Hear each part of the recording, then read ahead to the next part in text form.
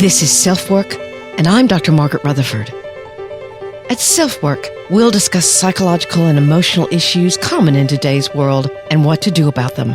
I'm Dr. Margaret, and SelfWork is a podcast dedicated to you taking just a few minutes today for your own self-work. Hello and welcome to SelfWork. I'm Dr. Margaret Rutherford, a clinical psychologist, and I started SelfWork 6 years ago now to reach those of you who might be very interested already in psychological and emotional issues, but also to those of you who might be seeking answers or even are a little skeptical about mental health treatment. Welcome to all of you. Before we get started today talking about self-forgiveness, let's hear from BetterHelp, one of SelfWork's most tried and true sponsors. The most common problem I hear from those seeking therapy is how hard it is to find a therapist, how long it takes, how vulnerable you feel asking around for names, how far you might have to travel to get to their office. BetterHelp solves those problems. After you make the first contact, their standard is to offer names of therapists to you in less than 2 days. And you can talk to them in a first session to see if it's a good fit. And if so, you're on your way. But if not, rather than going through an awkward call or email, you simply let BetterHelp know, and they'll ask what it was you didn't like and find someone else for you. This very caring process takes so much of the responsibility and the vulnerability out of it for you. Now, that doesn't mean you won't feel vulnerable in actual therapy, but the time and difficulty of finding someone is what they handle for you. And of course, since you can text, chat, or talk virtually, then all of those avenues are open to you. Their counselors are licensed professionals, LPCs, psychologists, social workers, men, women. They have different specialties, just like in your community. And they can focus on what you need where you are in your life. The pandemic forced many counselors to work virtually, myself included. But what I learned is that virtual work feels different, but I also found it very helpful and for some people, much easier. So here's their offer for SelfWork listeners. 10% off your first month of sessions if you use this link. BetterHelp.com/selfwork. That's BetterHelp.com/selfwork.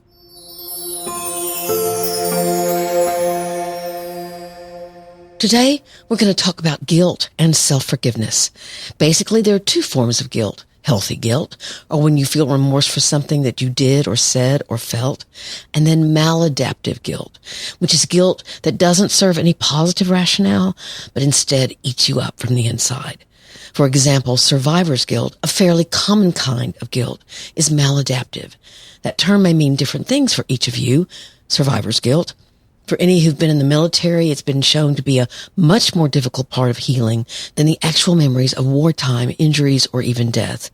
For those of you who survived a terrible hurricane, and that could be just this week, it may mean something else to you. Please know that this episode may be triggering for those of you who've been through a difficult experience, and listen with caution and care. I'll also offer my own 7 steps to self-forgiveness. For many, especially for those who struggle with depression already, self-forgiveness can be a huge struggle. The voicemail for today isn't meant to create any kind of political or spiritual furor, so please recognize that.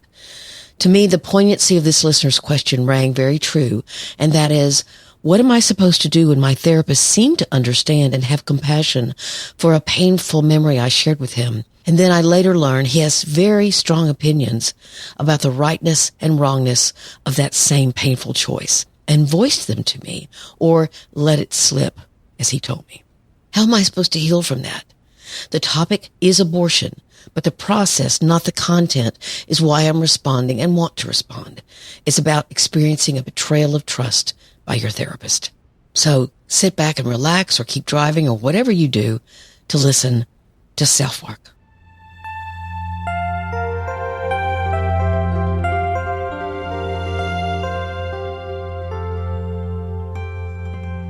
I want to start today with a personal story.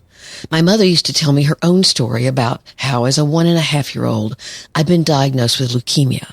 And back then, leukemia killed. My name had been submitted by my family physician and another specialist to a famous physician/leukemia researcher who was keynoting a conference at a Memphis hospital. That doctor was literally going to pull 2 names out of a hat. This was 1956, and treat those 2 children, at least if he could. At least 100 hopeful patients' names were submitted by their physicians attending this conference, and my name was not only chosen once, but twice. My mother always called these events a miracle because for her daughter didn't die but received life-saving treatment. That happened to be that I didn't have leukemia, but there was another problem that was fixable. I, however, always wondered about those other children. What happened to them? What kind of miracle was that? Certainly not for them, all of whom were very, very sick. I've never forgotten the story, and for years I would chastise myself for never doing anything important enough to warrant being saved. I felt guilt, and felt guilty for something I didn't cause but obviously had an impact on others. I can only hope that the doctor chose another name. I've since realized how irrational that guilt was. Understandable, perhaps, but not rational. And then self-forgiveness was available to me. We also focus specifically on survivor's guilt in episode 240. So if you're curious about that particular kind of guilt, the link will be in the show notes. Psych Central features a story on guilt, calling it the most crippling of emotions, and I quote, "Guilt is frequently viewed as a virtue, as a high sense of responsibility and morality. The truth, however, is that guilt is the greatest destroyer of emotional energy. It leaves you feeling immobilized in the present by something that has already occurred." There are two myths about guilt that abound, and those are, first, guilt is a valuable exercise from which you will learn and grow. Or two, if you consume yourself with guilt, you won't make the same mistake again. I couldn't agree more that these are definitely myths. Neither one of them are true. Guilt has its place when it's adaptive, when you realize and own responsibility for screwing up somehow, for cheating on a test, for having an affair, for ghosting someone. It's your conscience reminding you that hurting others or acting without integrity isn't who you want to be. And if you don't feel guilt, then that's a problem as well, because that can mean that you're someone who struggles or doesn't know how to feel empathy. But then there's maladaptive guilt, guilt that simply eats you up. Excessive guilt or rumination about the past is an integral part of the definition of depression. It's one of the major symptoms. And in fact, excessive guilt can lead to anxiety as well. If you carry around guilt and are filled with self-recrimination, then you build a lack of self-confidence and trust in your own decision-making. And all in all, come to believe that the mistakes you have made define you. Or if you keep them constantly in your head, usually we call this beating yourself up, you'll be nervous and anxious about what's to come and your role in it. Recently, in fact, one of my own patients, whose relationship with her daughter has been complicated and difficult, and which she has been at times overly reactive and has lost her temper, said, "I'm just afraid I'm going to repeat the same pattern over and over." Now that led to a discussion of how she might be building a self-fulfilling prophecy instead of noting and reminding herself of the tremendous progress that she's made. Her anxiety was leading her into a greater sense of guilt rather than her more rational self claiming what she's learned and forgiving herself for those things she struggled with. Even though I've linked to an episode I did about survivor's guilt, I want to say a couple more things about it. Many of you listening may have experienced your own version of survivor's guilt during the pandemic. Why did your cousin die and you didn't? Why is someone dealing with long COVID and all you experienced was a bad cold? Survivor's guilt can be a part of post-traumatic stress disorder, but it's not one and the same. Why? Because it may or may not be the result or the consequence of a trauma that's way outside of what's ordinary for most humans. And that is what a diagnosis of PTSD requires. And the interesting thing about the pandemic was that, yes, it was way outside what's ordinary for most of us, but we were also all sharing in that trauma to a greater or lesser extent. I thought an article written by staff members of a palliative care group in California said it eloquently. And I quote, "We are hurt by what has not hurt us. This feeling can be both rational and irrational, conscious and unconscious. Literally and figuratively, our brothers and sisters, our spouses and life partners, our grandparents, parents and children, at home, across the street, the country and the globe, are dying of what we have escaped. And sitting in a quiet room in front of our computers and smartphones, many of us feel guilty about not doing enough, For some, there is guilt about not using the time off in the lockdown productively to learn to bake bread, speak Spanish, or be a better parent. I've seen this with so many different kinds of people, way outside of the experience of the pandemic.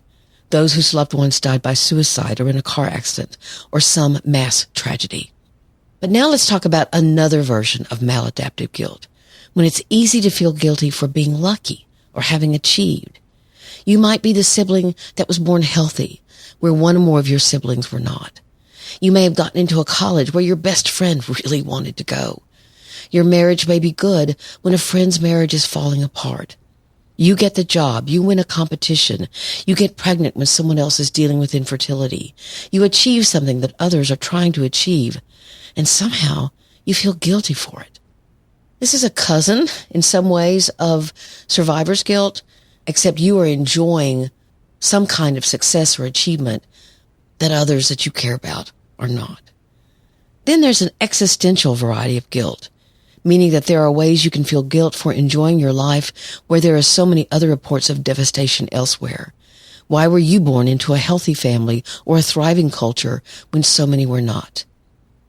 This kind of existential question can rack someone's heart and mind, and there is no rational reason. You simply were. If you do struggle with this, there's the classic book, When Bad Things Happen to Good People, which might help you. Some people's answer is to dive into gratitude, and gratitude is, of course, very important. But I've also seen and heard far too much toxic positivity when gratitude becomes a required state of mind, as if you're not being grateful enough if you struggle with fear or anger or sadness. I've spoken many times about how easily guilt can turn into shame, where you come to believe that you're a bad person because of things you feel guilty about. And this is when guilt is at its most dangerous. So let's hear now from Athletic Greens or AG1 for their special offer for SelfWork listeners. But when we come back, we're going to focus on 7 steps toward self-forgiveness.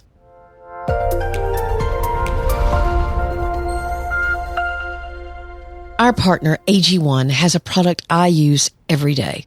I started taking Athletic Greens, frankly, because they were interested in sponsoring SelfWork. And I never recommend something to you without trying it first. With 1 scoop of AG1, whose taste is somewhere between sweet and tart to me, you'll get 75 high-quality minerals, vitamins, probiotics, adaptogens, and whole food source superfoods, which support everything from your gut to your immune system to your energy level. I love it because whether I'm home and about to go out for a walk or traveling and about to spend time with friends and family, I can start my day proactively, knowing I'm doing something for my own self-care. If you're like me, self-care can get lost for sure.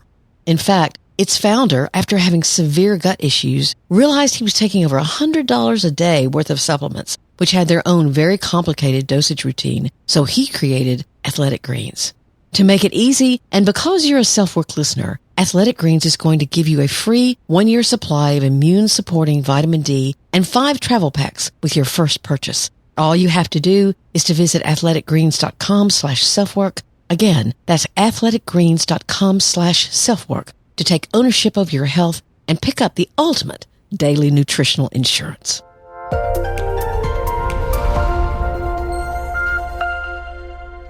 If you've listened to SelfWork, you know I research the topics and then try to decide where I'm going to throw my own experience in. And I looked at a couple of lists about self-forgiveness, what you need to do, what are the steps, and actually, I didn't feel all that great about them. They seemed too complicated to me and way too jargonistic. So I decided to take a stab at this myself. Let's use a real-life example so that we'll have something tangible and specific to apply. Let's say what you need to forgive yourself for is ending a relationship badly. Let's say you totally blame the other person for the problems within the relationship, and you now can begin to see that that was a mistake.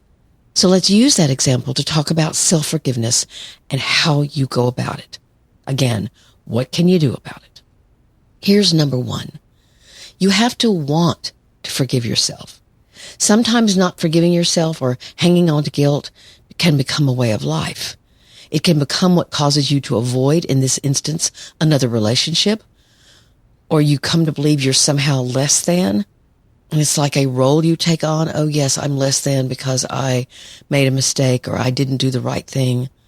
Quite opposite to that It could also be a sign that you don't take enough responsibility. You don't want to forgive yourself because you don't think you did anything wrong.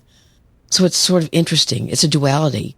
You might not forgive yourself because you immerse yourself in blame, or you might not forgive yourself because you tend to not take responsibility.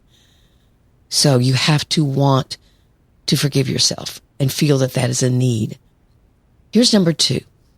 Look at your past and try to determine first if you were forgiven yourself or were you constantly blamed. Again, this is on a dual spectrum.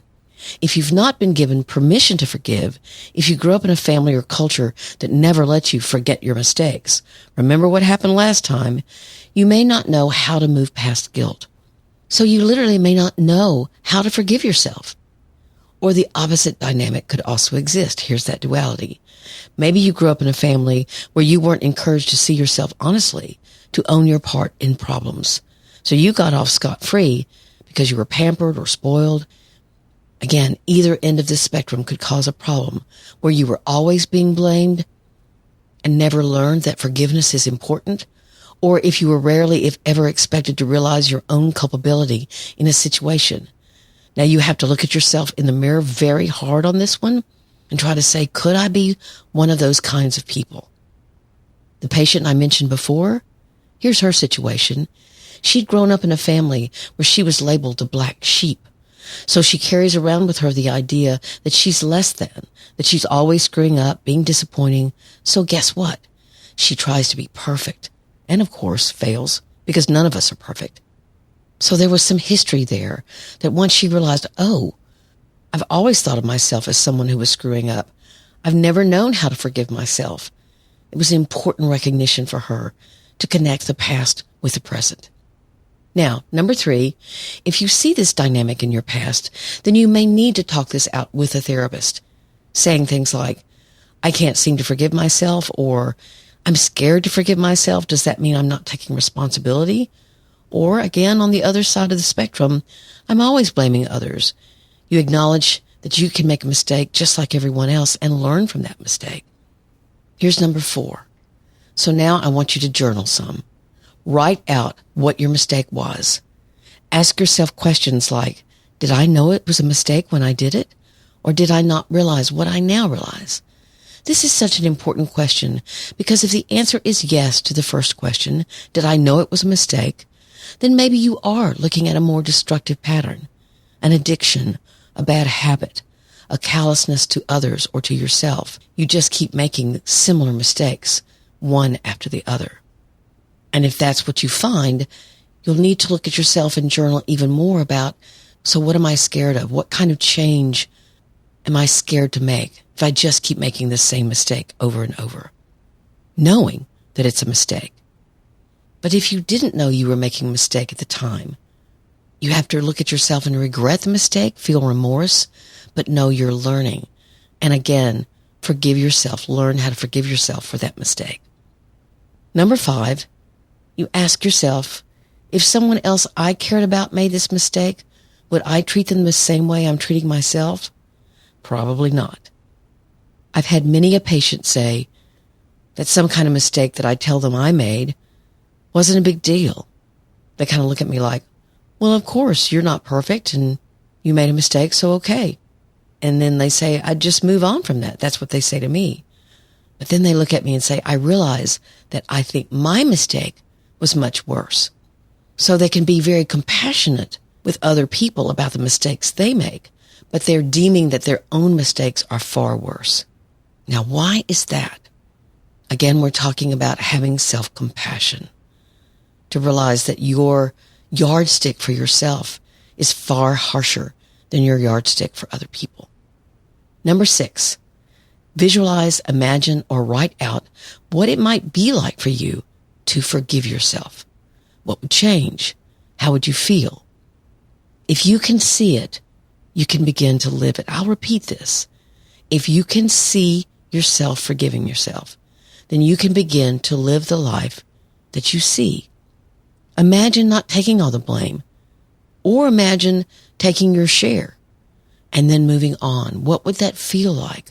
What might you learn? Try to do some writing about that.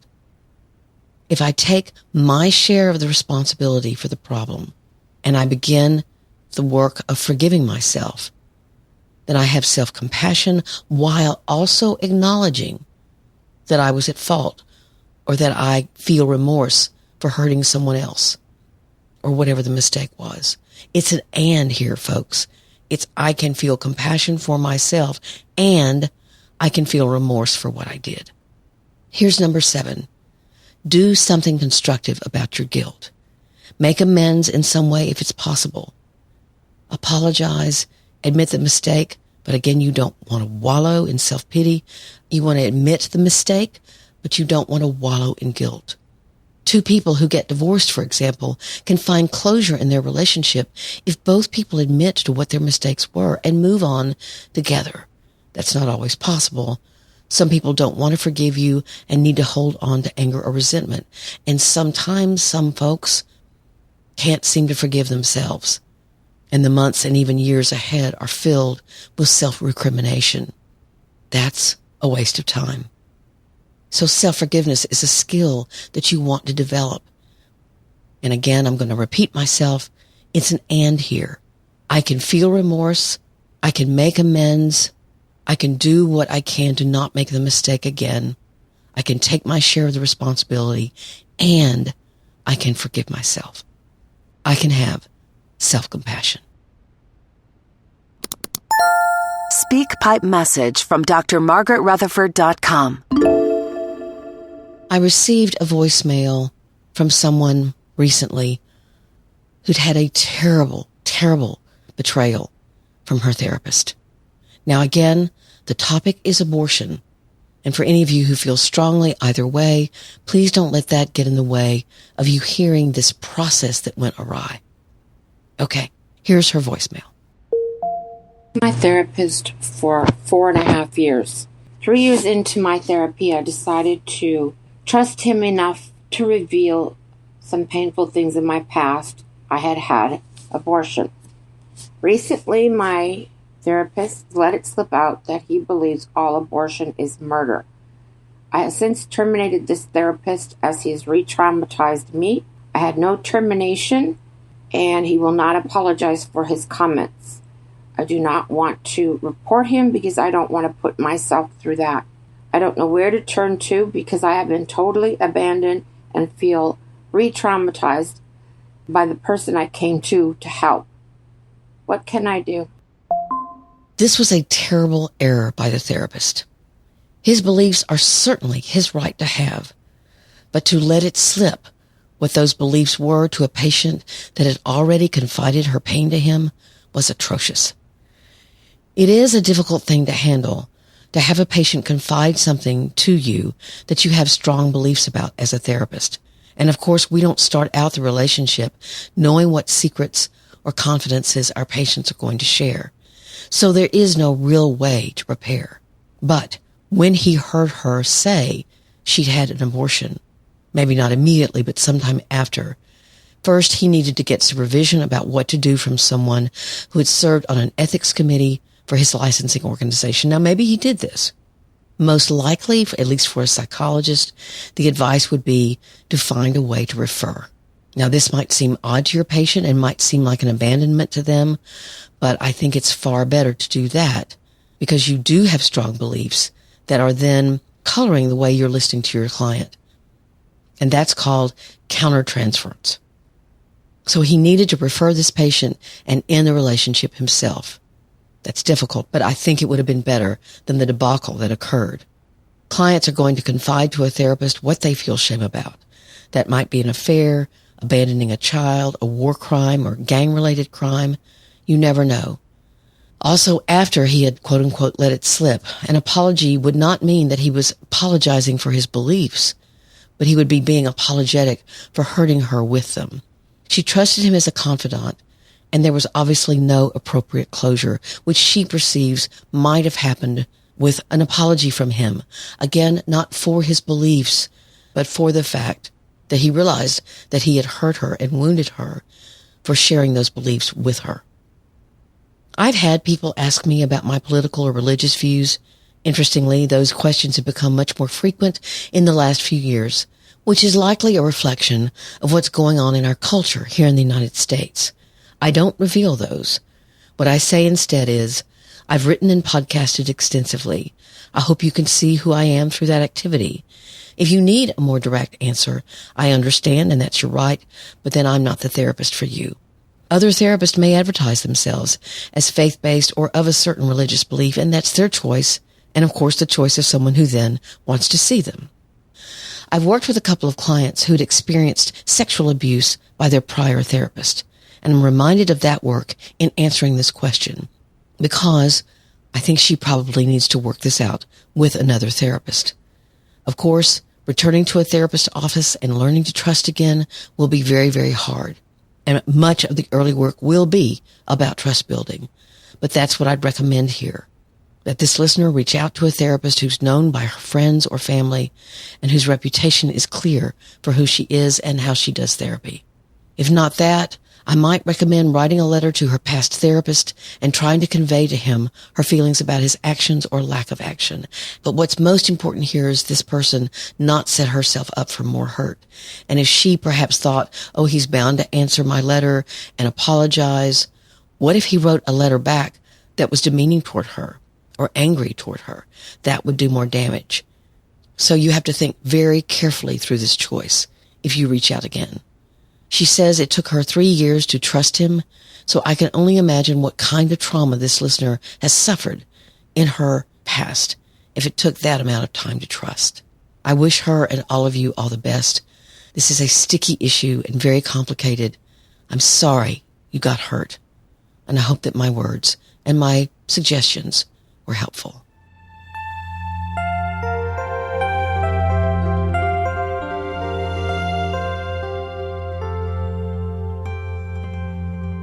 Thank you all so much for being here. In the next 2 or 3 weeks, SelfWork would have been a podcast for 6 years, and I'm so very proud of it and the work we've done. I'm honored to have you as a listener. I'm honored that you share this podcast with other people in your life or who you believe might benefit from it. Thank you so much. My book, Perfectly Hidden Depression, is available anywhere you buy books. I also wrote a book that I don't talk much about called Marriage is Not for Chickens. It's actually a little gift book. It's also available on Amazon, and it's a great gift for some people who are getting married, who maybe have an anniversary. It came from a post that I did for the HuffPost that actually had 200,000 likes and 50,000 shares. So I made it into a little book. It's called Marriage is Not for Chickens. You can email me at askdrmargaret@drmargaretrutherford.com. You can subscribe where you listen, and I'd love that. Or you can subscribe at drmargaretrutherford.com, and you'll get a weekly newsletter there. Only one, I promise. If you are in the hurricane-struck areas, the typhoon-struck areas of the world, please know we are thinking about you. And please, if you can help in any way, do so. Thank you for being here. Take very good care. I'm Dr. Margaret, and this has been SelfWork.